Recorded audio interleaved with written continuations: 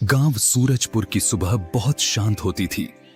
हल्की धूप मिट्टी के घरों पर पड़ती और पक्षियों की चहचहाहट पूरे माहौल को सुरीला बना देती। उसी गांव में रहता था गरीब किसान मोहन और उसकी पत्नी गीता। उनकी जिंदगी में मेहनत बहुत थी, लेकिन सुख कम। मन करता है हमारे घर की भी पक्की दीवारें हों। बरसात में पानी टपकता है, ठंड में हवा चुभती है। हाँ, मुझे भी यही लगता है। मैं कोशिश तो करता हूँ गीता, पर छोटे खेत से कितना निकलेगा। ऊपर से बनिए लाला भंवरलाल का कर्ज भी चढ़ा है। हम मेहनत करते हैं, फिर भी भगवान हमारी सुनता क्यों नहीं? शायद हमारी परीक्षा ले रहा है। मोहन की आंखों में थकान थी, लेकिन दिल में ईमानदारी की रोशनी अब भी जल रही थी। गांव का प्राचीन मंदिर, गांव के बीचों बीच एक पुराना मंदिर था। वहां के पुजारी पंडित देवदत्त बहुत सीधे और भले इंसान थे। एक दिन मंदिर में घोषणा हुई, गांव वालों, अगले हफ्ते माँ की प्रतिमा पर चढ़ाने के लिए सोने का मुकुट आने वाला है। यह गांव की शान होगी। भीड़ में खड़ा था अमीर और घमंडी लाला भंवरलाल।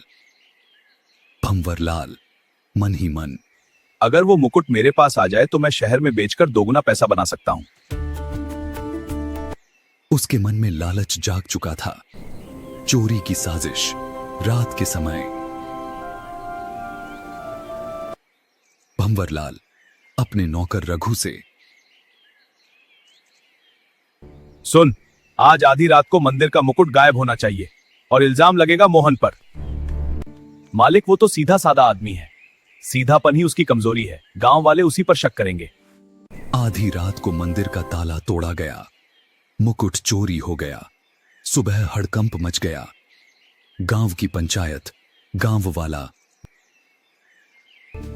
मुकुट चोरी हो गया। क्या मुकुट चोरी हो गया? हाँ, अभी पता चला। यह तो बहुत बुरा हुआ। कल रात मैंने मोहन को मंदिर के पास घूमते देखा था। मैं तो अपने खेत से लौट रहा था, मैंने कुछ नहीं किया। हम गरीब हैं, चोर नहीं, पर पंचायत ने बिना सबूत के फैसला सुना दिया। जब तक सच साबित नहीं होता, मोहन गांव छोड़ दे। मोहन और गीता गांव छोड़कर जंगल किनारे रहने लगे। एक दिन मोहन लकड़ी काट रहा था कि उसे एक लकड़ी घायल काट रहा हिरण था। दिखा। अरे बेचारा, किसने तुझे चोट पहुंचाई? मोहन वह उसे घर ले आया, पट्टी की, पानी दिया। रात को अचानक तेज रोशनी फैली।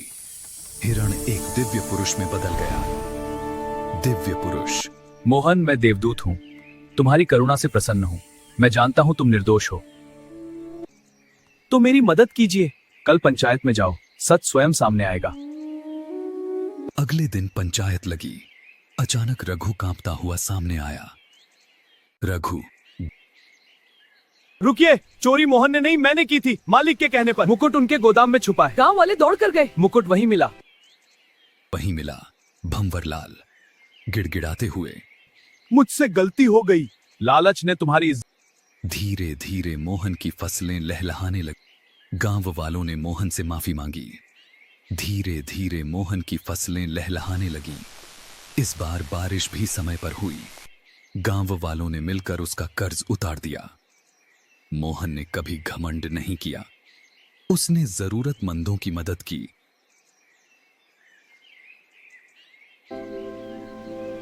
शहर की आलीशान हवेली, संगमरमर की फर्श, 4 नौकर। सीमा, ये पर्दे ऐसे क्यों टेढ़े हैं? क्या तुम्हें ठीक से काम करना नहीं आता? मालकिन, अभी ठीक कर देती हूँ। अभी नहीं, इसी वक्त। और अगर दोबारा गलती हुई तो निकाल दूंगी। लावण्या को अपनी खूबसूरती और पैसे पर बेहद घमंड। मुझे देखो, मैं सबसे सुंदर हूँ, मेरे पास सब कुछ है। शहर की आलीशान हवेली, संगमरमर की फर्श, 4 नौकर। सीमा, ये पर्दे ऐसे क्यों टेढ़े हैं? क्या तुम्हें ठीक से काम करना नहीं आता? मालकिन, अभी ठीक कर देती हूँ। अभी नहीं, इसी वक्त। और अगर दोबारा गलती हुई तो निकाल दूंगी। लावण्या को अपनी खूबसूरती और पैसे पर बेहद घमंड। मुझे देखो, मैं सबसे सुंदर हूँ, मेरे पास सब कुछ है। उधर गांव में छोटा सा कच्चा घर, दीवारों पर गोबर की लिपाई, आंगन में तुलसी। सुनो जी, आज बस 2 ही बाजरे की रोटियां बनी हैं। तो एक तुम खाओ, एक मैं।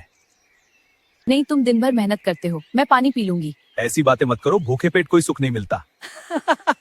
एक दिन मोहन अपने घड़े बेचने शहर गया, पर पूरे दिन एक भी घड़ा नहीं बिका। शाम को एक बुजुर्ग साधु उसके पास आए। हाँ मोहन, बेटा ये घड़ा कितना है? बाबा आप जो उचित समझे दे दीजिए। तुम्हारे हाथों में सच्चाई है और याद रखना, ईमानदारी मत छोड़ना। उन्होंने उम्मीद से ज्यादा पैसे दिए। उस दिन सारे घड़े बिक गए। अरे किरण, अभी भी वही मिट्टी के घर में रहती हो? हाँ, क्यों? कुछ गलत है जयथी? हाँ ठीक है। हाँ लावण्या, पर वहाँ सुकून कुछ महीनों बहुत बाद है। विक्रम सिंह का व्यापार सुकून तो डूबने पैसे लगा। साझेदार ने धोखा दे दिया। एक एक करके नौकर चले गए। हवेली गिरवी रखनी पड़ी।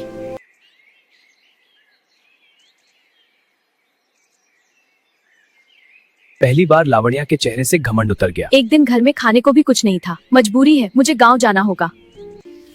अब चूल्हा जल गया। अरे लावण्या, अंदर आओ। हाँ किरण, मैंने तुम्हारा मजाक उड़ाया। लावण्या क्या हुआ? रो आज मत। मदद मुझे मांगने आई बहुत हूँ। दुख है। मैं हूं ना, सब ठीक होगा।